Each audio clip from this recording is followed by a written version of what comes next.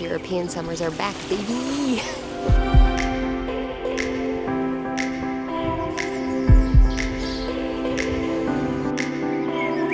The freshest seafood, charming small villages, breathtaking views, and all-around authentic, relaxed vibes. In today's video, I'm taking you to hands down my favorite island in Greece.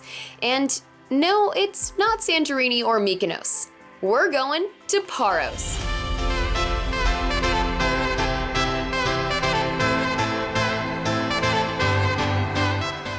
Hey friends, I'm Allie, and welcome back to my channel where I help overpacking, luxury-loving, independent women travel deeper on their next adventure.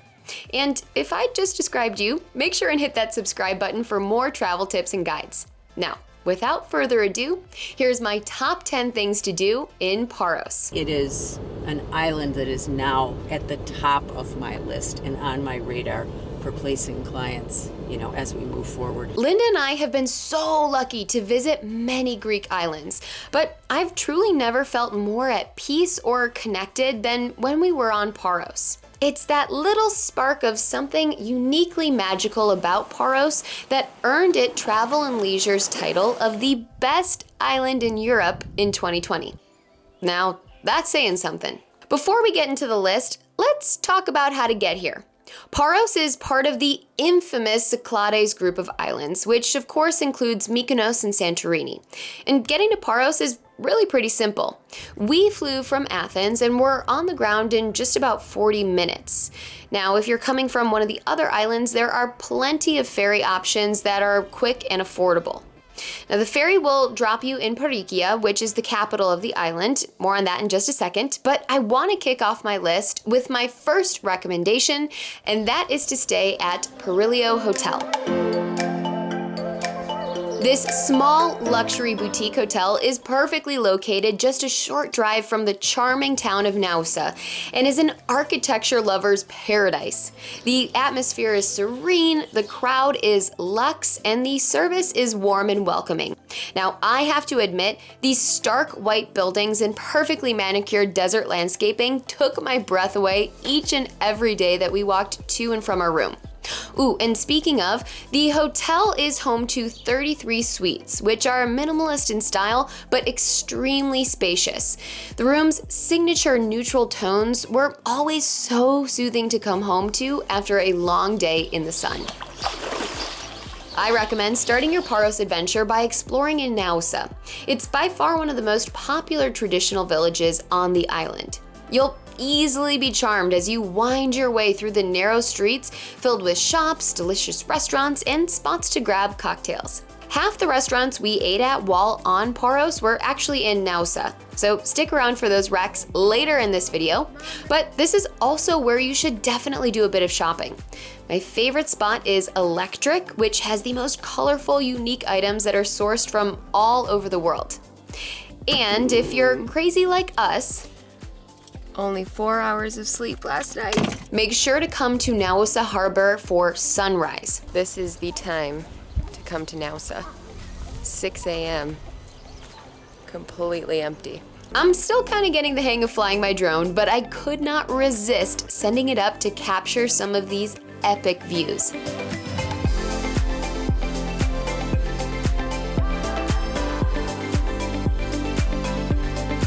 Walk along this narrow stone walkway, which will lead you to the ruins of a Venetian fortress, where you can walk inside for some unique photo spots.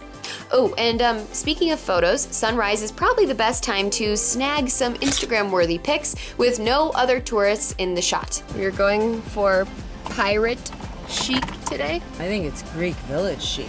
Greek village chic. Yeah, like small Greek village chic. I can't tell if I can pull this off or not. Moving right along to number 3, drive to some of the many beaches and villages on the island. I love the days where we have no agenda, no plans, just wandering and see what we happen upon. I absolutely suggest you rent a car during your stay, mainly because it will give you the ultimate freedom to explore and drive around on your own schedule. Oh, and just a heads up, Greek drivers are notoriously crazy drivers, so when driving anywhere in Greece, proceed with caution. We started off our day of driving around Paros with a visit to the village of LEFKES, which actually used to be the capital of Paros because of its strategic location as the highest part of the island. Now, the drive from PARIKIA to LEFKES should only take you about 20 minutes, but our journey was considerably longer. Look at the road. I'm on a one-lane road, and I can basically fall off a cliff with the 4-cylinder car that I'm driving. We are taking the Byzantine route, and it feels as if it is from the Byzantine era with how steep and windy and rickety it is. Yeah, so I don't think we were supposed to drive down here. So we had a little snafu on the Byzantine route. The road was closed, and we made it up the treacherous, very steep incline in this rinky-dink car. So now, fingers crossed, we find the correct road to go down to get to LEFKES. After finding cell signal and getting our GPS back in working order, we eventually found our way to LEFKES. It was totally worth it, right? It's Worth the Byzantine detour. Byzantine detour. Oh, and there's the church that we're trying to get to. What's the church? Right there. Oh, okay. Set your GPS to take you to the historic church, and along the way you'll pass by beautiful homes covered in bougainvillea and be struck by just how peaceful and quiet the village is. Heads up, I've put together a destination guide with all of these locations and photo stops marked on a Google map, so be sure to check that out. I will link it in the description of this video. If you're looking for a place to relax, maybe grab a bite to eat or just a cold beverage, stop into Ramnos on your way out. Order whatever their fresh fruit juice is. I had their homemade lemonade, and check out the beautiful views of LEFKES. Back on the road, we're headed to our next stop, ANTIPAROS. Not to be overlooked, this tiny island is absolutely worthy of a visit, and it's super easy to get to. The ferries run pretty much every 45 minutes, and you can buy your tickets once you're on board. Now, you can either take your car with you to ANTIPAROS, which I'd recommend if you're spending the whole day there, or if you're just walking around and maybe just having lunch or dinner in the main town, you definitely won't need your car. But you can find more specific ferry details in my destination guide, which I will link below. We tried the soft shell crab sandwich at Samano, which was delicious, and paired it with these views and some insane bougainvillea, which ultimately made for the perfect afternoon. Next up, if you're looking for a fabulous place for dinner with the absolute freshest seafood, make sure you catch the sunset while you're enjoying your meal at SIPAROS. If I were you, I'd order the cheese pies and the fresh calamari, and honestly, whatever the catch of the day is. I don't know about you, but I love how in Greece they show you the fish to approve of it before they cook it and then serve it tableside. I mean, oh, chef's kiss, perfection. Look at the size. I have to show you. Oops, I dropped one and I haven't even been drinking. Look at the size of the olive, number one. Itty bitty. But the amount of concentrated flavor in here, and it's delicious. It's absolutely amazing. Oh, and I almost forgot to mention, there's 6 cats here and we just saw one climb the tree and jump over on the roof. In my opinion, the mark of any good Greek restaurant is how they treat their resident cats. It kind of goes without saying, but one of the best ways to enjoy any island in Greece is by boat. So coming in at number 7 is a tour around Paros and Antiparos with salty cruises. We are going on a catamaran, full freaking day of cruising around. Look at the scenery. And Linda's already getting us off track. Fun fact about Antiparos, that is where Tom Hanks has a home, and he is actually here right now. He was spotted at a restaurant in NAOUSSA with Paul McCartney. And maybe, I don't know, maybe he'll invite us over to his house. We spent the day cruising around the islands on a boat full of fellow travelers. The crew takes you to some of the most incredible spots where the water is this electric blue and you can basically just spend your time jumping off the boat, swimming, snorkeling, or just working on your tan. He's about to pull me under. Oh my God, don't pull me down. We wound up going to this private cove where we could swim, and the crew cooked us the most incredible Mediterranean lunch, which I honestly still think about to this day. This is easily my favorite day in Greece. Look where we're hanging, posted up. The water is, I've never seen anything so blue. It's insane. And then peep these boats. Literally floating houses. One could be Tom Hanks.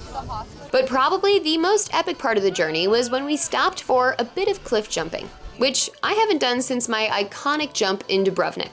About to jump down there. But this jump in Greece was not as well executed. Having a big audience is intimidating. Forgot the most important part. Point the camera at myself. Oh, and the jump kind of turned into this back flop situation. Killing it. Ultimately, I've got to come back and redeem myself, but I cannot recommend this experience enough, and you'll find all the info on Salty Cruises in my destination guide. Because Salty Cruises leaves from PARIKIA port, I recommend spending some time exploring the island's capital. Honestly, the point here is to just get lost and walk around some of the teeny tiny streets, stopping whenever you feel like it. But do make sure that you finish your visit at the most beautiful rooftop restaurant in PARIKIA, which is Henry G. Before you head up, make sure to stop and admire the blue domed church, just next to the restaurant. Then around the corner, you'll find this teeny staircase that leads you all the way up to this intimate spot where you'll get stunning views of that very church. If I wasn't with Linda, I'd say that this would be a very romantic restaurant, but also fantastic for a cute mother-daughter dinner. Cheers, Mom. Oh, and this is the exact spot where I had the most life-changing tomatoes. If you have the time, I'd recommend taking the ferry over to Naxos, the largest of the Cyclades Islands. The ferry ride is just about an hour and well worth the journey. We headed straight to Tortuga Beach Bar and Restaurant for some inventive Mediterranean cuisine and delicious cocktails.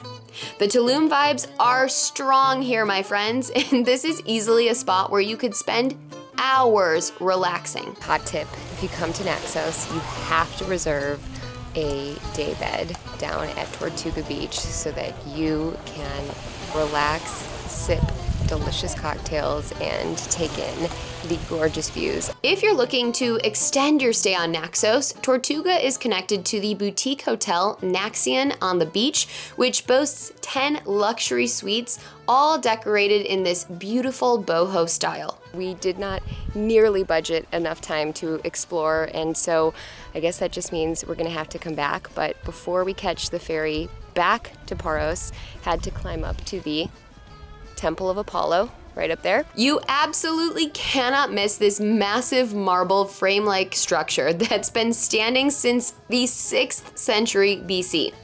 And once you've made the short climb to the top, I'm out of shape.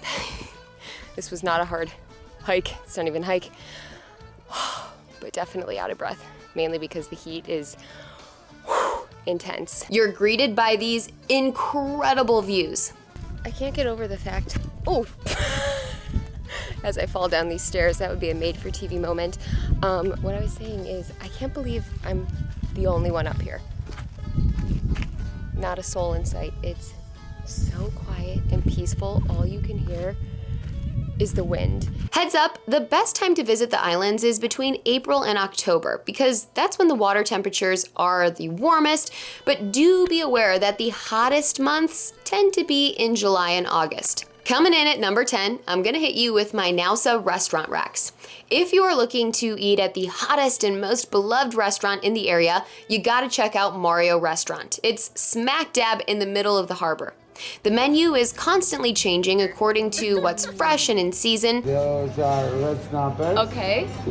Red snapper. And some blackfish, some sea breams. But I think a small grouper. Perfect.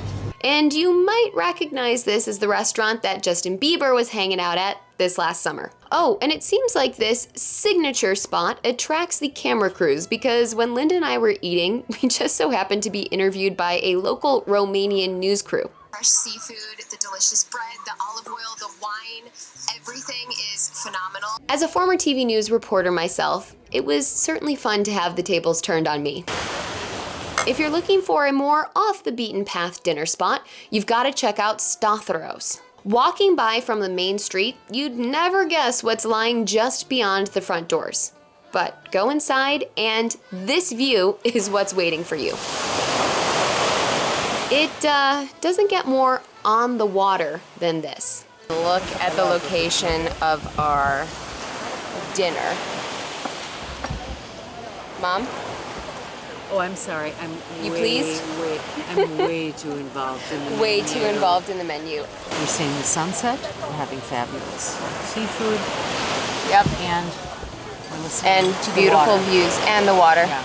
I mean, what more can you You ask don't want to for? leave ever.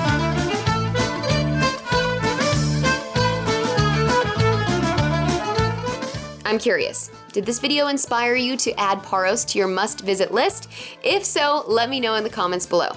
And if you found this video helpful, go ahead and hit that thumbs up and drop any questions you may have in the comments, and I will do my very best to answer them.